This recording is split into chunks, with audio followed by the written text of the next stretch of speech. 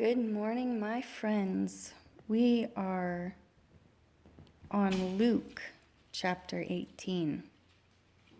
And he spoke a parable to them that they should always pray and not lose heart, saying, in a certain city there was a certain judge, not fearing Elohim, nor regarding man. And a widow was in that city, and she came to him, saying, "Do right to me on my adversary." And he would not for a while, but afterward he said within himself, "Even if I do not fear Elohim, nor regard man, yet because this widow troubles me, I shall do right to her, lest by her continual coming she wears me out." And the master said, "Hear what the unrighteous judge said. And shall Elohim not do right by all means to his own chosen ones, who are crying out day and night to him and being patient over them? I say to you that he shall do right to them speedily. But when the Son of Adam comes, shall he find the belief on the earth?" And he also spoke this parable to some who relied on themselves, that they were righteous in looking down on others. 2 men went up to the set-apart place to pray, the one a Pharisee and the other a tax collector. The Pharisee stood and began to pray with himself this way: "Elohim, I thank you that I am not like the rest of men, swindlers, unrighteous adulterers, or even as this tax collector. I fast twice a week. I give tithes of all that I possess." But the tax collector, standing at the distance, would not even raise his eyes to the heaven, but was beating his breast, saying, "Elohim, show favor unto me, a sinner." I say to you, this man went down to his house declared right, rather than the other. For everyone who is exalting himself shall be humbled, and to he who is humbling himself shall be exalted. And they also brought infants to him to touch them. But his taught ones, seeing it, rebuked them. And Yeshua called them to him and said, "Let the little children come to me, and do not forbid them, for of such is the reign of Elohim. Truly I say to you, whoever does not receive the reign of Elohim as a little child shall certainly not enter into it." And a certain ruler asked him, saying, "Good teacher, what shall I do to inherit everlasting life?" And Yeshua said to him, "Why do you call me good? No one is good except one, Elohim. You know the commands. Do not commit adultery, do not murder, do not steal, do not bear false witness, respect your father and your mother." And he said, "All these I have watched from my youth." And hearing this, Yeshua said to him, "Yet one you lack. Sell all that you have and distribute to the poor, and you shall have treasure in heaven. And come, follow me." But when he heard this, he became intensely sad, for he was extremely rich. And when Yeshua saw that he became intensely sad, he said, "How hard is it for those who have money to enter into the reign of Elohim? For it is easier for a camel to enter through a needle's eye than for a rich man to enter into the reign of Elohim."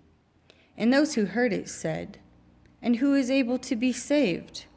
And he said, "What is impossible with men is possible with Elohim." And Kepha said, "See, we have left all and followed you."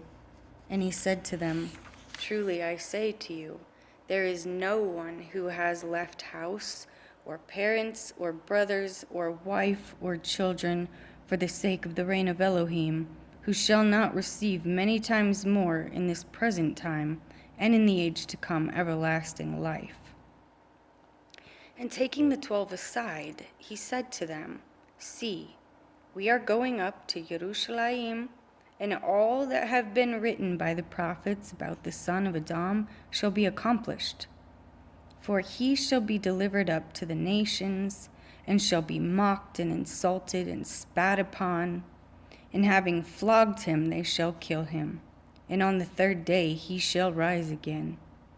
But they understood none of this, and this word was hidden from them, and they did not know what was being said. And it came to be that he was coming near Jericho, and that a certain blind man was sitting by the way begging. And hearing a crowd passing by, he asked what it meant. And they reported to him that Yeshua of Nazareth was passing by. And he cried out, saying, Yeshua, Son of David, have compassion on me. And those going before were rebuking him, that he should be silent. But he was crying out much more, Son of David, have compassion on me. And Yeshua stopped and commanded him to be brought to him. And when he had come near, he asked him, saying, What do you wish me to do for you? And he said, Master, to receive my sight. And Yeshua said to him, Receive your sight. Your belief has saved you. And immediately he received his sight and was following him, praising Elohim. And all the people, seeing it, gave praise to Elohim.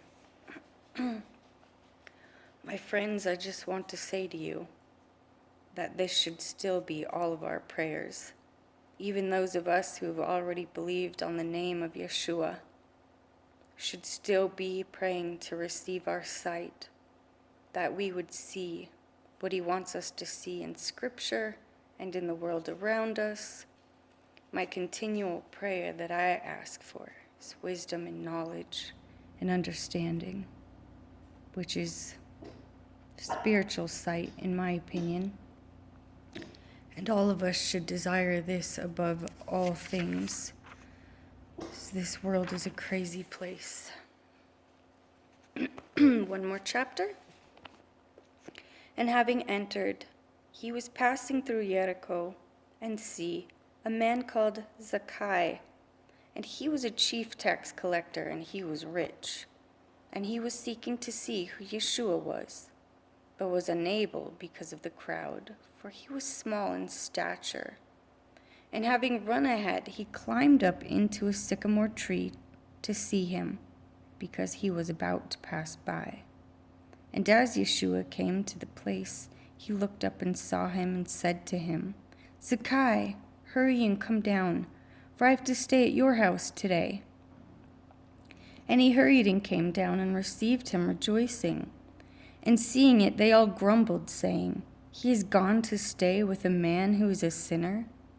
But Zacchaeus stood up and said to the master, Look, master, I give half of my possessions to the poor, and if I have taken whatever from anyone by false accusation, I repay fourfold.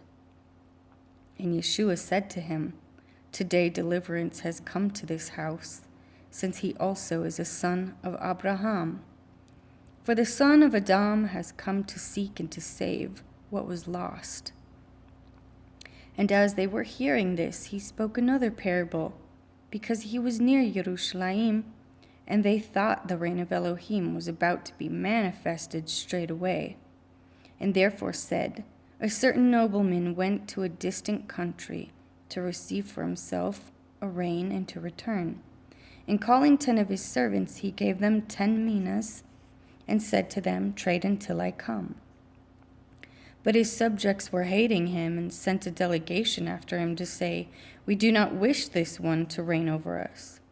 And it came to be, when he came back, having received the rain, that he sent for these servants to whom he had given the silver, in order to know what each had gained by trading. And the first came, saying, Master, your minas has earned 10 minas. And he said to him, Well done, good servant, because you were trustworthy in a small matter, have authority over 10 cities. And the second came, saying, Master, your minas have earned 5 minas. And he said to him also, You be over 5 cities. And another came, saying, Master, here is your mina, which I kept laid up in a handkerchief. For I was afraid of you, because you are a hard man. You take up what you did not lay down, and reap what you did not sow. And he said to him, Out of your own mouth I shall judge you, you wicked servant. You knew that I was a hard man, taking up what I did not lay down and reaping what I did not sow. Why did you not put the silver in the bank, that when I come, I could have collected it with interest? Then he said to those who stood by, Take the mina from him, and give it to him who possesses 10 minas. But they said to him, Master, he already possesses 10 minas. For I say to you that to everyone who possesses shall be given, and from him who does not possess, even what he possesses shall be taken away from him. But those enemies of mine who did not wish me to reign over them, bring them here and slay them before me. And having said this, he went on ahead, going up to Jerusalem.